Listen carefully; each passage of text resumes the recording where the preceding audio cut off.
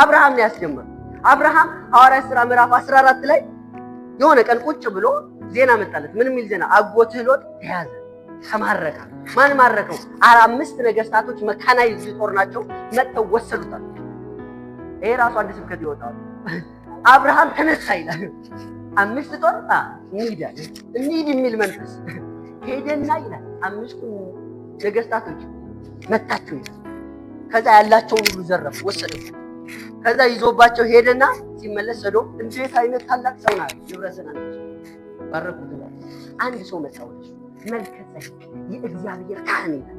አሁን መልከጼዴቅ ብሉይ ኪዳን ምንም ብዙ አያብራም። ይሄ ብዙ አያብራም፣ በጥቅሉ እንዲመቸን ምን ይላል?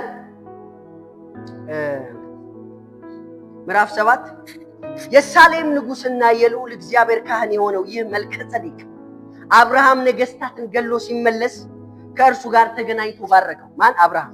እሺ፣ ለእርሱም ደግሞ አብርሃም ከሁሉ አስራትን አካፈለው፣ አስራትን ሰጠው። ለማን?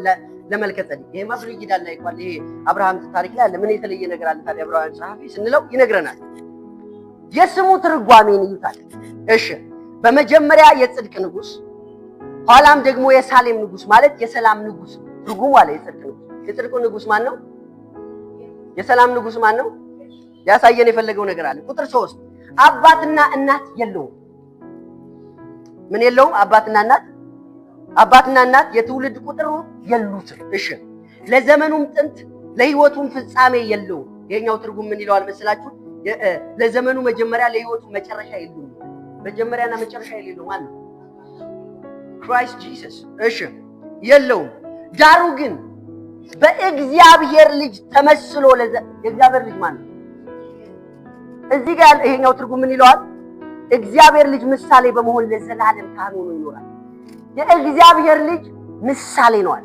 አዲስ ኪዳን ላይ የእግዚአብሔር ልጅ ምሳሌ ማን ነው? የእግዚአብሔር ልጅ ወክላ የምትንቀሳቀሰው ማን ነው? የእግዚአብሔር ልጅ ምሳሌ ሆና የምትንቀሳቀሰው። በአብርሃም ዘመን የእግዚአብሔር ልጅ ምሳሌ ማን ነው አለ? መልከጼዴቅ ነበር። ብሉይ ኪዳንስ የእግዚአብሔር ልጅ ምሳሌ ማን ነበር? በሙሴ ዘመን ቤተ መቅደሱ ነበር። ቤተ መቅደሱ ውስጥ እኛ ውስጥ ደግሞ ታቦቱ ነበር። ክራይስት ነው ታቦቱ። ከግራርና ከእንጨት አይደል የተሰራው? ግራር ሰውነቱ ነው፣ በወርቁ ደግሞ መለኮት የኢየሱስን ነው ሪፕሬዘንት የሚያደርገው። እና በዛ ዘመን አለ የማን ምሳሌ ነበር አለ? የእግዚአብሔር ልጅ የኢየሱስ ምሳሌ ነው አለ። እሺ፣ እንቀጥል። ቁጥር 4 የአባቶች አለቃ አብርሃም ከዘረፈው የሚሻለውን አስራት የሰጠው ይህ ሰው እንዴት ትልቅ እንደነበረ እስኪ ተመልከቱ። ትልቅ ነው አለ። ቁጥር 9 እንውረድ ቶሎ ለመሄድ። ይህንንም ለማለት ሲፈቅድ አስራትን የሚያስወጣ ሌዊ እንኳ በአብርሃም እጅ አስራትን ሰጥቶ፣ ቁጥር 10 መልከጼዴቅ በተገናኘው ጊዜ ገና በአባቱ ወገብ ነበር። ምን እያለ ነው? በሙሴ ዘመን አስራት የሚቀበለው ማን ነው? ሌዊ ነው አይደለ? ሌዊ ነው አስራት የሚቀበለው። አሁን ግን መልከጼዴቅ ሲመጣ አለ ሌዊ አስራት አልተቀበለም። በአብርሃም ወገብ ውስጥ ገባና አስራት ሰጠው። ለምን? መልከጼዴቅ አስራት የሚሰጥ ሳይሆን የሚቀበል። ምክንያቱም የእግዚአብሔር ልጅ ምሳሌ ነው። ሃሌሉያ! የእግዚአብሔር ተወካይ ነው እያለ ነው። ሃሌሉያ! ስለዚህ አስራትን የጀመረው አብርሃም ነው። አብርሃም ይስሐቅ ጋር ቀጠለ። ይስሐቅ ደግሞ ያዕቆብ ከየት አመጣው አስራት መስጠት? አትልም። በመገለጥ አላገኘም። ከአባቱ ነው የተቀበለው። ከሕጉ አባቱ ምዕራፍ 28 ላይ ወንድሙ ሊገለው ሸሽቶ አንድ በረሃ ላይ ቁጭ አለና ተኛ። ተኝቶ በመሰላል ላይ ስላሴና ትራዩን ጋር ምክንያቱም ሆሴዕ 12 ላይ እኛን አገኘን። ከዛ አገኘ። በህልሙ እግዚአብሔር ተናገረውና የአባት አምላክ ነኝ፣ እባርክሃለሁ፣ የቆምክባት ምድር የተባረከች ነው፣ አሰፋሃለሁ፣ በምትሄድበት ቦታ ሁሉ ካንተ ጋር ነኝ። ትንቢታዊ ቃል ተናገረው። ተነሳ። ምዕራፍ 28 ተነሳና ከእንቅልፉ ሲነሳ በጣም የሚገርም ቃል አለ። ከእንቅልፉ ተነሳ። ይህ እንዴት የሚያስፈራ ቦታ ነው! ይህ የእግዚአብሔር ቤት መሆን አለበት አለ። የምን ቤት? የእግዚአብሔር ቤት ነው። አይሰማም? ይሄ ማን ቤት ነው? መሆን አለበት አለ። ወረድ እንበል። ቁጥር 18 ላይ የነበረውንም ድንጋይ እዛ የተንተረሰ ለመታሰቢያ እንዲሆን አቁሞ በላዩ ላይ ዘይት አፈሰሰበት አለ። ስሙንም ቤቴል አለው ይልና ቁጥር 20 ላይ ከእኔ ጋር ሆነ ስለቴን ብትፈጽምልኝ፣ መንገድ ብትጠብቀኝ፣ የሚያስፈልገኝን ምግብ ብትሰጠኝ፣ ወደ አባቴ ቤት ብትመልሰኝ። ቁጥር 22 ወጥቷል። ይህ ለመታሰቢያነት ያቆምኩት ድንጋይ አለ ወደፊት የእግዚአብሔር ቤት ይሆናል። እሺ ከምትሰጠኝም ሁሉ አስራትን እሰጣለሁ። ምን ይሆናል አለ? በሱ ሐሳብ ምንድን አለ? የእግዚአብሔር ቤት ካለ የነሱ ሐሳብ አገልጋይ ካለ ምን አለ? አስራትን የሚል ሐሳብ አለ። ምክንያቱም አገልጋይ ዝም ብሎ አይሄድም፣ በመንፈስ አይራመድም። ምን አለ እግዚአብሔር? በሙሴ ዘመን መጣና ቤት ሰሩልኛላችሁ አለ። ቤቱ ላይ ሌዋውያን አዘጋጁልኝ። ሌዋውያን ሳይጨነቁ እንዲያገለግሉኝ ጌታን ብቻ እያሉ እንዲያገለግሉኝ አስራታችሁ ለነሱ ተቻለ። መሬት እንዳሰጣችሁ። ለምን መሬት ካገኙ ሜቢ ሸብለል ይላሉ፣ ወደ ኋላ ይመለሳሉ። አይሮን ለዛ ርስት እንዳይኖራቸው። አስራታችሁን ግን ምን አድርጌያለሁ አለ? ሕግ ውስጥ አካተተ። ሕግ ውስጥ ሲያካትተው አስራትን መስጠት ጀመሩ። አስራት የሚሰጡት በሁለት መንገድ። አንደኛ የሚሰጡት መንገድ እኔ ማለት ይሄንን ትምህርት ከስር መሰረቱ ማፍረስ ስለፈለኩ ነው። ጌታ ይባላል። ዘዳግም 14 ላይ በአመት አንድ ጊዜ ተሰብሰቧል። በሁለት መንገድ ነው አስራት የሚሰጡት። ዘዳግም 14 ላይ ከየሀገራችሁ ወደ ቤተ መቅደሱ ኢየሩሳሌም ተሰብሰቡና ምግብ ይዛችሁ ምናምን ከምግባችሁ አስራት ያወጣችሁ እዛው ከምትበሉት ለሌዋዊው አብሉት፣ አጠጡት። እዛ በቃ ፌሽታ ደስታ ይሁን። ባይዘው አይሁዶች አብዛኛው በዓላቸው ይጨፍራሉ። አንድ ቀን ብቻ ነው የሚጾሙት በአመት አንድ ዮም ኪፑር የሚባል። ከዛ ውጭ ጌታ የሰጣቸው በዓል ጭፈራና ዳንስ፣ ፌሽታ። ሃሌሉያ! እስቲ አሜን። እግዚአብሔር ያስብልኝ ነው። ጌታ ይባረክ። አሜን። ለምንድን ነው እኔ ጾሙን ልመጣ አለ? ለምንድን ነው የማትጾሙት ሲሉ ሰርገኛው ከነሱ ጋር ማለት ነው። እኔ ሲሄድ ይጾማል። ሃሌሉያ! ጌታ ይባረክ። ጌታ የተመሰገነ እና በአንድ ቀን ነው እና በዛ ቀን በዮም ኪፑር ቀን ተሰብስባችሁ አስራት ስጡ። አንደኛው አስራት ይሄ ነው። ሁለተኛው አስራት ደግሞ ዘኍልቍ 18:21 ላይ ምን አላቸው? ከምታገኙት ከእያንዳንዱ ነገር አስራት ለሌዋውያን ስጡ። አስራታችሁ ይህንን አስመልክቶ ለሌዋውያን ምግብ አድርጌ ሰጥቻለሁ ቃሉ እንደውም ቁጥር 21 ይበሉት ዘንድ በሉ እበላው ዘንድ።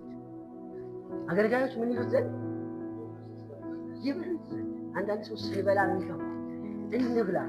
አገልጋይ ሽፍፍ በተለይ እኛ ምድር ኳሌታው የተበላ ሸሚዝ ካላረግን ደስ አይላል። ሱፍ ስንቀይር ይበሉት ዘንድ አንድ ጥቅስ ተናግራችሁ እንጠቅመዋል። አዲስ ኪዳን ደግሞ ይህንን ቃል ይበሉት ዘንድ በቤተ መቅደስ የሚያገለግሉ ሰዎች ይበሉት ዘንድ ምንን? አስራት። ሚልክያስ 3 ላይ ሲናገር ራሱ መብል ይሆን ዘንድ አስራቴን ወደ ጎትራው ምን በሉ። አንደኛ ቆሮንቶስ በቤተ መቅደስ የሚያገለግሉ ቤተ መቅደስ የተወሰዳችሁ ዘጸአት የሚያገለግሉ ምግባቸው ምንድን ነው? አስራት ነው አይደል? ምግባቸውን ከቤተ መቅደስ እንደሚያገኙ እሺ፣ በመሰዊያው የሚያገለግሉ ከመሰዊያው እንደሚካፈሉ አታውቁምን? አንድ የታወቀ ነገር አለ። የታወቀው ነገር ምንድነው? በቤተ መቅደስ የሚያገለግሉ ሰዎች ሌዋውያን ምግባቸውን ከየት ነው አለ? ብሉይ ኪዳን ያጠና ሰው ምግብ ተብሎ የተሰጠው ምንድነው? አስራት። እንደሚያገለግሉ ከቤተ መቅደስ እንደሚበሉ አታውቁምን? የታወቀ ነገር እኮ ነው አለ። ቁጥር 14 ነው የፈለገው። እንደዚሁ እንግሊዘኛው in the same way ሌላ የተቀየረ ነገር የለም። እንደዚሁ እሺ፣ ወንጌልን የሚሰብኩ ያኛው ትርጉም የሚያስተምሩ ይለዋል።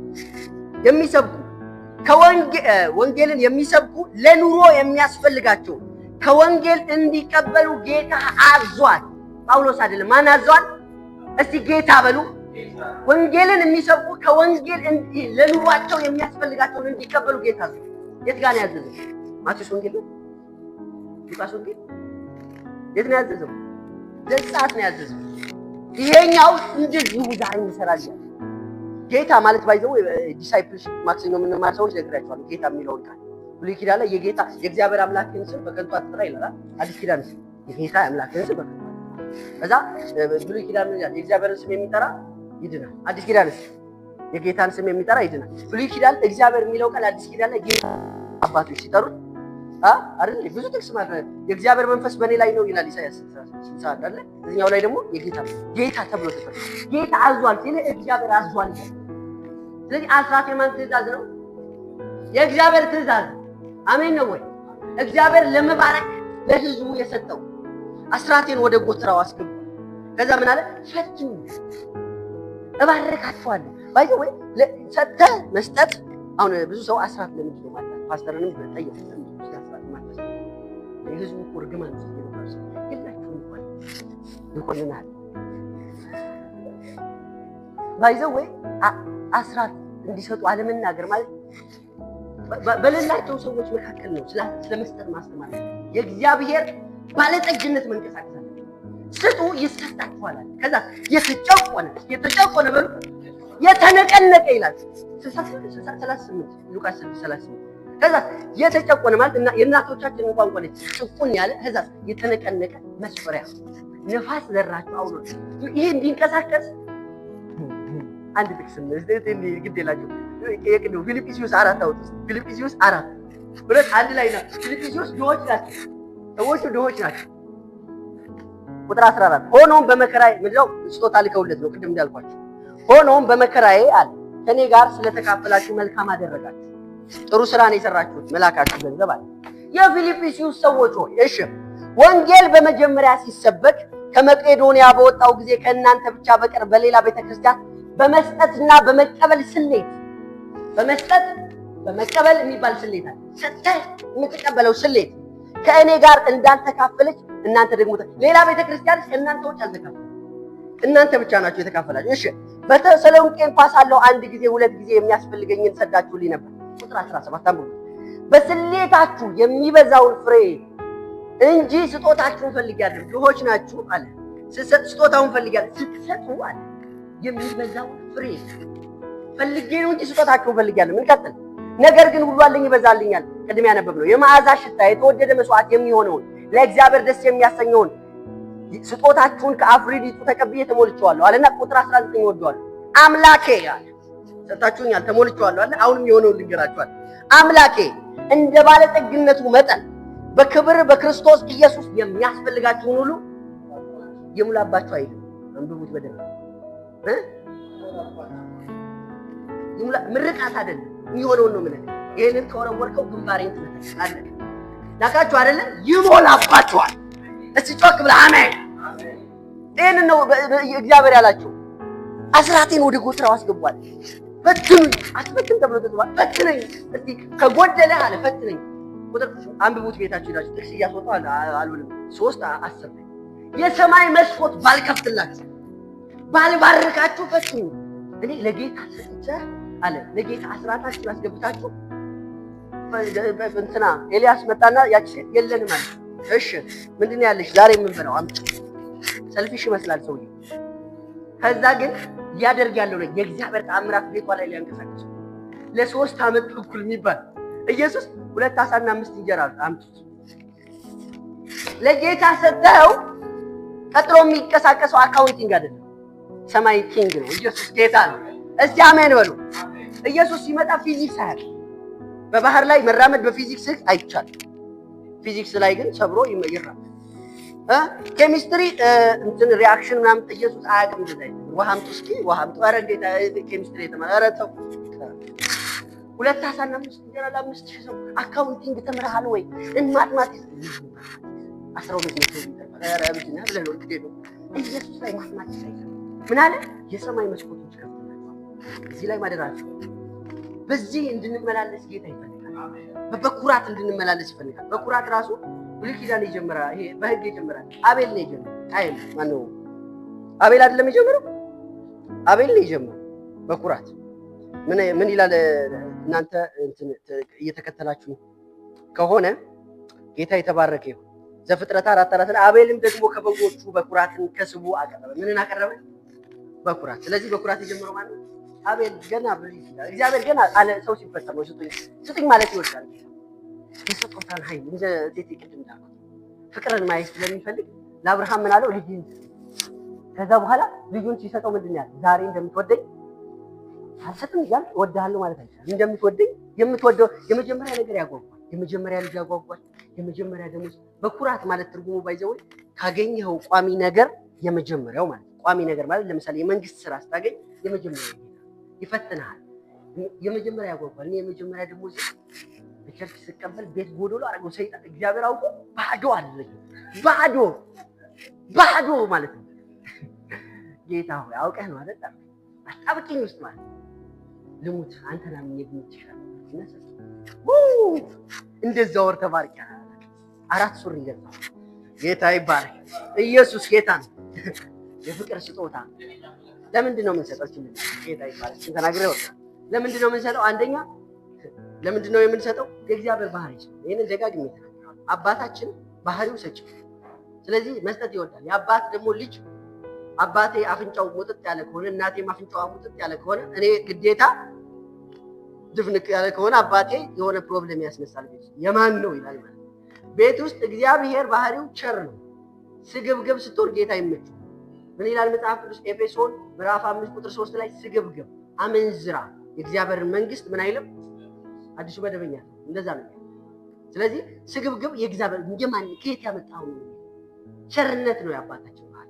ስለዚህ በዚህ ባህሪ በይቅርታ መገለጥ ይቅርታ፣ ፍቅር፣ ልግስና፣ ቸርነት፣ ምህረት፣ ንጽህና፣ ቅድስና እነዚህ የእግዚአብሔር ባህሪያት ናቸው።